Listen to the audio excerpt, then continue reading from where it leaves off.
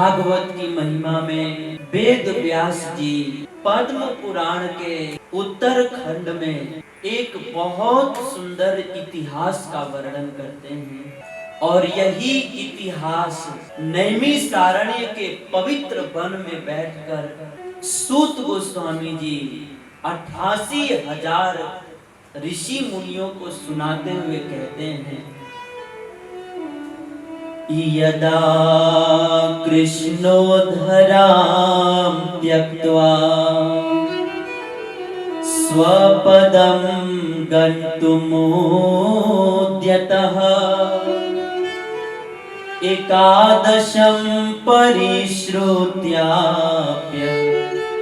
उद्धवो वाक्यं ब्रवीत्, त्वं तु यास्यसि गोविन्द भक्तकार्यं विधाय च, मच्चित्ते महती चिन्ता तां श्रुत्वा सुखमावह। सूत गोस्वामी जी कहते हैं कि हे शौनक आदि ऋषियों, एक समय की बात है कि जब भगवान श्री कृष्ण इस भूलोक को छोड़ करके पुनः अपने गोलोक धाम में जा रहे थे, उस समय भगवान के सखा महाभागवत श्री उद्धव जी भगवान के पास पहुंचे और उद्धव जी ने भगवान कृष्ण से कहा कि हे कृष्ण, इस भूमंडल पर आप जो है अपने भक्तों का हित करने के लिए, अपने भक्तों को आनंद प्रदान करने के लिए अवतार लेते हैं और अब जो है आपके अवतार लेने का प्रयोजन पूर्ण हो चुका है, अतः आप जो है इस धरा धाम को छोड़ करके पुनः गोलोक में जा रहे हैं। लेकिन हे नाथ, मेरे मन में एक बहुत बड़ी चिंता है, एक बहुत बड़ी चिंता जो है मुझको खाए जा रही है। हे गोविंद, आप अपने गोलोक जाने से पहले मेरे चिंता को नष्ट करते हुए जाइए। भगवान कृष्ण ने पूछा कि उद्धव जी, आप तो मेरे भक्त हैं और मेरे भक्त को किस बात का दुख, आपको किस बात का दुख है? उद्धव जी ने कहा कि हे नाथ, मुझे कोई दुख नहीं है, मैं संसार के लोगों के दुख से दुखी हूं। हे प्रभु, आप जैसे ही इस धरा धाम को छोड़ करके गोलोक जाएंगे, वैसे ही इस धरती पर घोर कलयुग का आगमन हो जाएगा और इस घोर कलयुग के प्रभाव से संसारी लोगों की बात तो छोड़ दीजिए, अच्छे अच्छे महापुरुष लोग भी वे उग्र स्वभाव के हो जाएंगे। फिर संसारियों का तो कहना ही क्या। जैसे सूर्य के जाने पर अंधकार का आगमन हो जाता है, वैसे ही आपके जाने के बाद इस धरती पर घोर कलयुग का आगमन होगा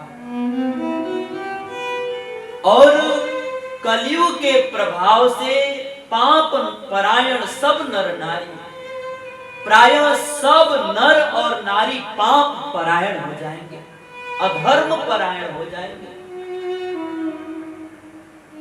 और पाप के परायण होने के कारण सब लोग नरक में जाएंगे और बहुत कष्ट झेलेंगे। हे प्रभु, लोग नरक में जाकर के कष्ट झेलेंगे, यह बात का मुझे बहुत दुख हो रहा है। अतः हे प्रभु, आप अपने गोलोक धाम जाने से पहले कोई ऐसा उपाय करके जाइए कि लोग जो है पापों में प्रवृत्त न हो और फिर नरक में जाने का अधिकारी न बन करके कष्टों से मुक्त हो जाए। आप ऐसा कोई उपाय करके जाइए। उस समय भगवान कृष्ण ने मुस्कुराते हुए उद्धव जी से कहा कि हे उद्धव जी, आप तनिक भी चिंता मत कीजिए। मैंने आपको चिंता से मुक्त करने वाला और संसार के दुखी लोगों को दुख से मुक्त करने वाला उपाय मैंने पहले ही सोच लिया है। उद्धव जी ने पूछा कि हे प्रभु, संसार के लोगों का दुख दूर करने के लिए आपने कौन सा उपाय सोचा है? उस समय भगवान कृष्ण ने बहुत सुंदर बात कही। भगवान कृष्ण ने कहा कि हे उद्धव जी, आज जो है मैं आपको एक बहुत गुप्त बात बताने जा रहा हूं। हे उद्धव जी, एक बार मैंने इस भूमंडल पर राम का अवतार लिया और रामावतार के बाद जो है मैं साकेत धाम में चला गया। इतना ही नहीं, एक बार मैंने इस भूमंडल पर वामन का अवतार धारण किया और वामन अवतार के बाद मैं सुतल लोक में चला गया। और इतना ही नहीं, एक बार मैंने इस धरती पर नरसिंह का अवतार लिया और नरसिंह अवतार के बाद जो है मैं क्षीर सागर में चला गया।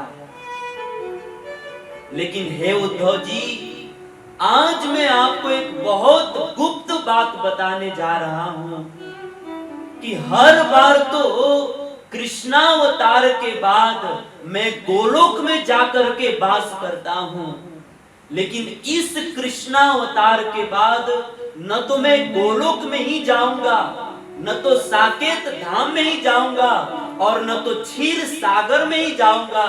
हे उद्धव जी, मैं सत्य कहता हूं, इस कृष्णावतार के बाद जो है मैं कलयुग के अंत तक इस भागवत रूपी सागर में निवास करूंगा।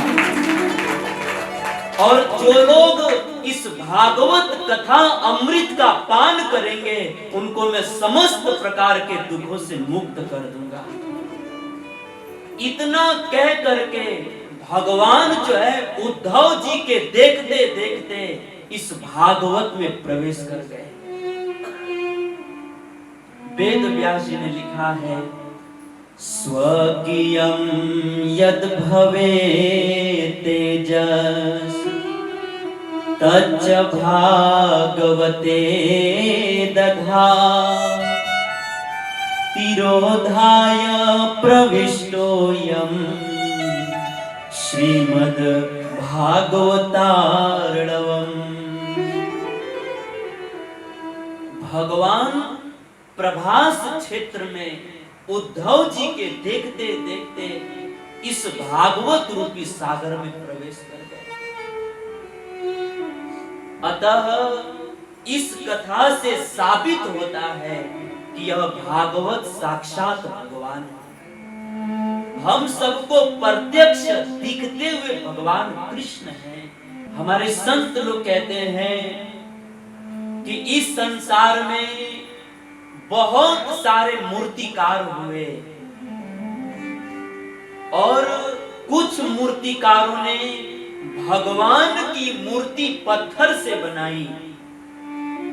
इस संसार में कुछ मूर्तिकारों ने भगवान की मूर्ति सोने और चांदी से बनाई। इस संसार में कुछ ऐसे मूर्तिकार हुए जिन्होंने भगवान की मूर्ति मिट्टी और स्याही से बनाई। लेकिन हमारे इतिहास में वेद व्यास जी एक ऐसे मूर्तिकार हो गए जिन्होंने भगवान कृष्ण की मूर्ति शब्दों से बनाई। इसीलिए इस भागवत को शब्द ब्रह्म कहते हैं। कहने का भाव यह है कि यह भागवत जो है हम संसार के लोगों को प्रत्यक्ष दिखते हुए भगवान कृष्ण है।